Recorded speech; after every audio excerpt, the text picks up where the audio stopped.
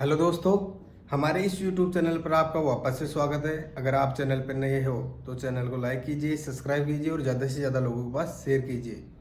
Video के नीचे description में आपको लिंक दिया गया है ट्विटर और टेलीग्राम का, तो उसको आप ज्वाइन कर सकते हो। ट्विटर और टेलीग्राम पे आपको मार्केट की अपडेट प्लस गोल्ड के सिग्नल प्रोवाइड कराए जाते हैं, तो उसको आप ज्वाइन कर सकते हो। आज अपन बात करते हैं वीकली एनालिसिस की कि इस वीक में गोल्ड कहाँ से कहाँ पे जा सकता है, कौन से लेवल तोड़ने के बाद में कहाँ पे जा सकता है, कौन कौन से इंपॉर्टेंट डेटा है, कौन कौन से हाई इम्पैक्ट की न्यूज़ है, तो वो मैं आपको वीडियो में बताऊंगा। और गोल्ड की बात करें तो गोल्ड फिलहाल पिछले एक दो वीक से एक कंसोलिडेट हो रहा है, एक ही जोन में कंसोलिडेट हो रहा है और वहाँ से प्राइस ब्रेकआउट होने की कोशिश करती है, लेकिन ब्रेकआउट नहीं मिलता है, मैनिपुलेशन करा के उसी जोन में आ जाती है। और चलो देखते हैं चार्ट पे क्या है और क्या नहीं है। ये गोल्ड का चार्ट है।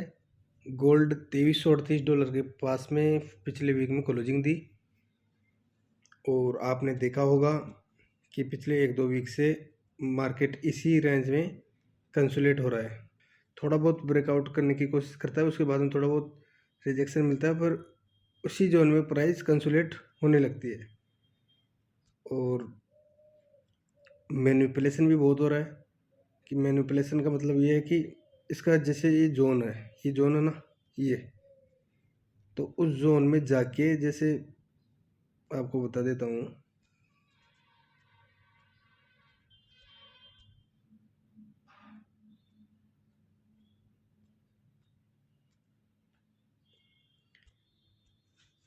जैसे ये जोन है ना, ये इसी के बीच में प्राइस चलती है ना, तो ये बीच बीच में आपने देखा होगा कि देखो यहाँ पे प्राइस देखो मैनिपुलेशन करा गई, फिर उसी जोन में आ गई। देखो ऐसे गई, फिर उसी जोन में आ गई। यहाँ पे देखो जब जीडीपी के नंबर आए थे नीचे गई, फिर ऊपर वैसे जाके उसी जोन में कंसोलिडेट हो रही है।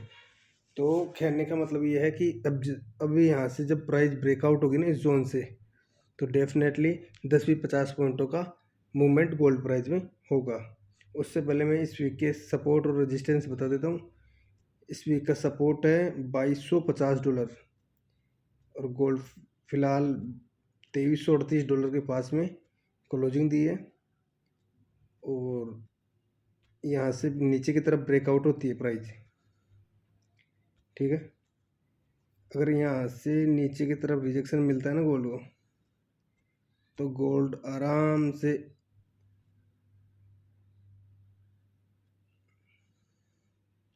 यहाँ से रिजेक्शन मिला ना, ये यहाँ से ब्रेकआउट होती है प्राइस, तो गोल्ड आपको आराम से अंडर 2300 के भी 2280 2290 के आसपास में ट्रेड करता हुआ नज़र आ सकता है। अगर ऐसे ही करेक्शन जारी रहता है तो जो 2250 का सपोर्ट है, अगर उसके नीचे प्राइस सस्टेन होती है तो गोल्ड देख लेना 2120 के आसपास में आपको गोल्ड की प्राइस देखने को मिल सकती है।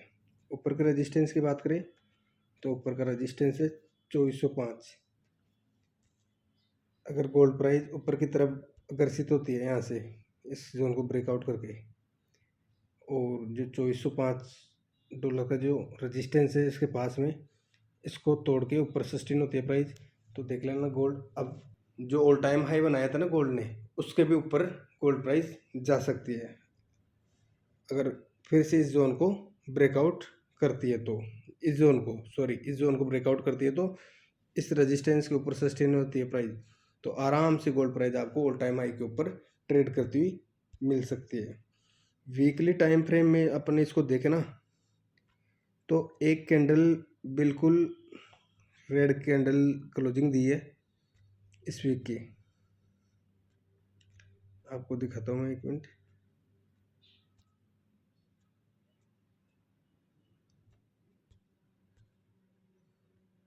ये वीकली टाइम फ्रेम में गोल्ड प्राइस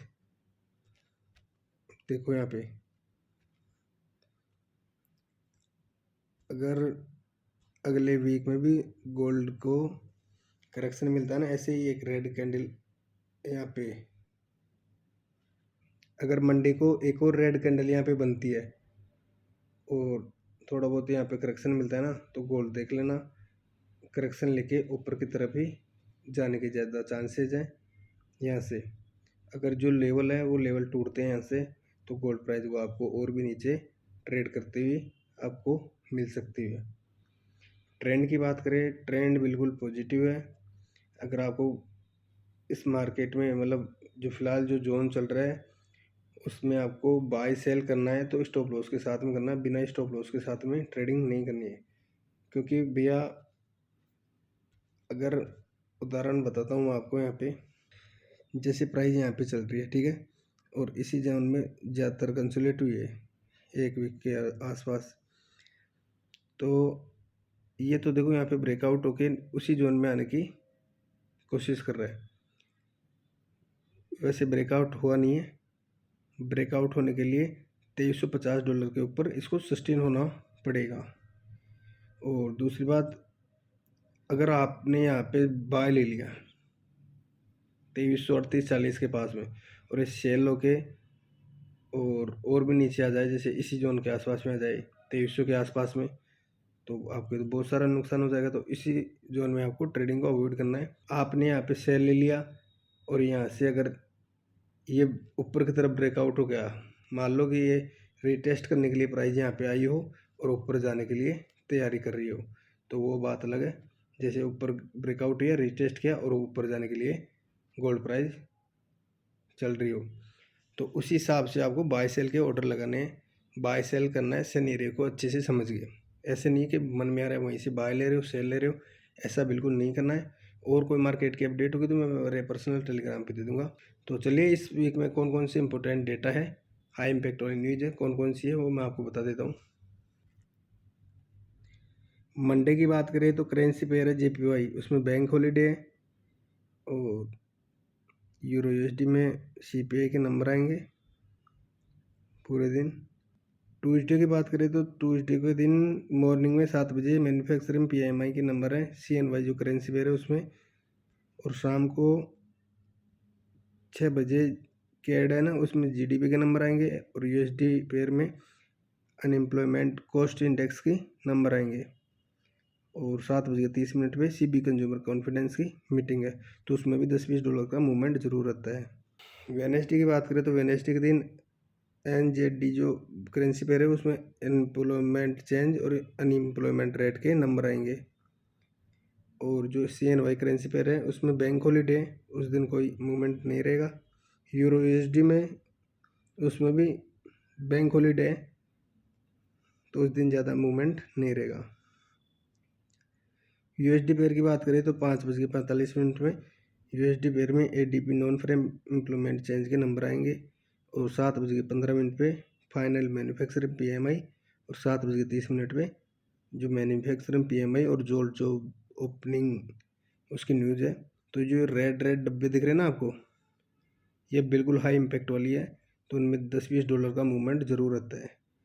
रात को 11:30 पे फेडरल फंड रेट और FOMC के स्टेटमेंट आएंगे 11:30 पे। तो उस दिन केयरफुल रहना है, बी केयरफुल रहना है। वो इसलिए क्योंकि उस दिन हाई इम्पैक्ट वाली न्यूज़ है, तो उससे मार्केट में 10-20-30 पॉइंटों का वन साइड या दोनों साइड मूव जरूर रहेगा। बहुत सारे लोग न्यूज़ के टाइम पे ट्रेडिंग करते हैं तो वो लिक्विड हो जाते हैं, तो आपको न्यूज़ के टाइम पे मोस्टली ट्रेडिंग नहीं करना है। और FOMC और CPI की ये टाइम पे तो करना ही नहीं है। तो हाई इम्पैक्ट है ये भी, उससे मार्केट का मूवमेंट चेंज होगा। ये न्यूज़ आएगी ना फेड की, उसके बाद में मार्केट के सिनेरियो चेंज होंगे कि मार्केट किस तरफ मूव करेगा। 12 बजे जो लेट नाइट को FOMC जो कॉन्फ्रेंस मीटिंग है वो है। और 1:45 पे मॉर्निंग में जो उसकी स्पीकर है और CNY है उसकी बैंक हॉलीडे उसके अंदर पूरे दिन।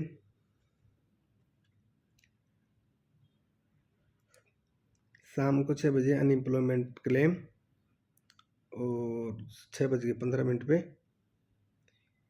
वो एकेडमी मैकलिन की स्पीक है। फ्राइडे की बात करें तो फ्राइडे के दिन JPY और CNY इन दोनों में बैंक हॉलीडे, ज़्यादा इम्पैक्ट नहीं पड़ेगा। और 6 बजे शाम को यूएसडी में नॉन फ्रेम एम्प्लॉयमेंट चेंज और अनएम्प्लॉयमेंट रेट और फाइनल सर्विसेज पीएमआई के नंबर आएंगे। तो उससे मार्केट में थोड़ा बहुत मूवमेंट रहेगा। और कोई मार्केट की अपडेट रहेगी तो मैं मेरे पर्सनल टेलीग्राम पे दे दूंगा। तो आई होप इस वीडियो में जो भी जानकारी मैंने बताई है वो आपको बिल्कुल समझ में आ गई होगी। तो आज के लिए बस इतना ही, मिलते हैं नेक्स्ट वीडियो में। Thank you, thanks a lot.